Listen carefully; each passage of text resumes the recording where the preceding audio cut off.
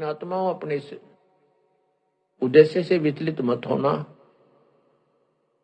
इस काल के जाल से निकल जाओ। कोई समय दिया प्रभु ने, ये बार बार समय नहीं मिलता, और न ही बार बार ये मनुष्य जीवन मिले तो कोई संत नहीं मिलता। संत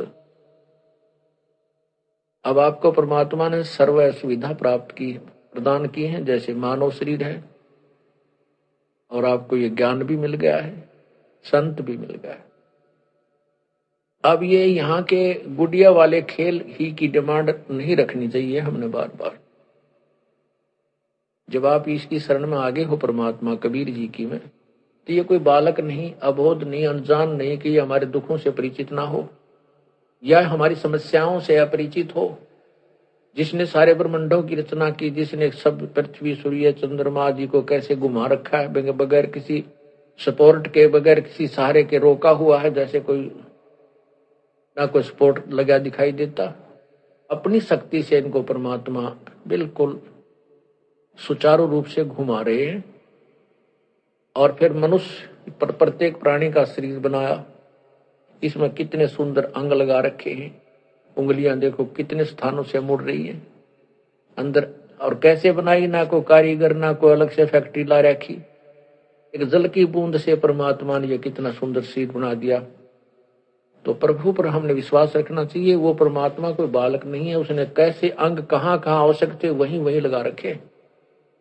तो ऐसे ही वो परमात्मा हमारे अंतःकरण की जो समस्याएं हैं, इच्छाएं हैं, उनसे भी परिचित है। और हम बार बार डिमांड करते हैं तो भी हमें नहीं मिल रही है, तो अपना हित जाने, अहित नहीं। ऐसी ऐसी समस्याएं आपके सामने देखने को मिल रही हैं। लड़का है, लड़का हुआ, ब्याह हो गया, पत्नी ने किसी कारण से आत्महत्या कर ली, दहेज का केस बन गया, बेटा भी, माँ भी, बहन भी सारी जेल में पड़ी है, और 10-10, 15-15 साल की सजा होगी। बता के फूक गई से बेटे ने। अब कहने का भाव ये है कि इस परमात्मा जो तुम्हें दे उसमें संतुष्टि रखो, और ना दे उसमें भी संतुष्टि रखो। केवल एक डिमांड रखो कि परमात्मा इस गंदे लोक से निकाल दो। उसके लिए इस बात को याद रखो, परमात्मा हमें बार बार कहते हैं कि कोटि जन्म तन भ्रम मत होगे, कुछ ना हाथ लगे रे।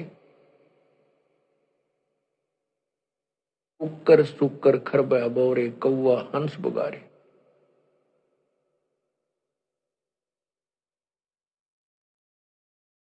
कोटि जन्म तन भ्रमत होगे, करोड़ों जन्म ऐसे ही जन्म होते हैं।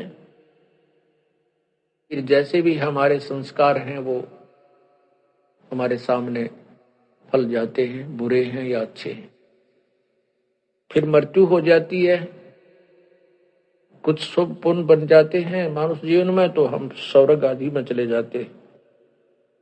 उसके बाद फिर नरक में जाते हैं, क्योंकि यहाँ पुण्य कम बनते हैं, पाप ज्यादा बनते हैं।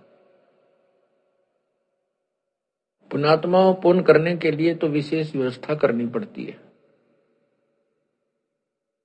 और पाप अपने आप हो जाते हैं। ये ऐसा सथल है किस ब्रह्मांड, इस काल के ऐसे लोग हैं। हमसे जुड़े रहने के लिए हमारे YouTube चैनल को सब्सक्राइब करें और नई वीडियो की नोटिफिकेशन के लिए बेल आइकॉन को दबाएं। अगर आप ये वीडियो Facebook पर देख रहे हैं तो लाइक जरूर करें और ज्यादा से ज्यादा शेयर करें। धन्यवाद।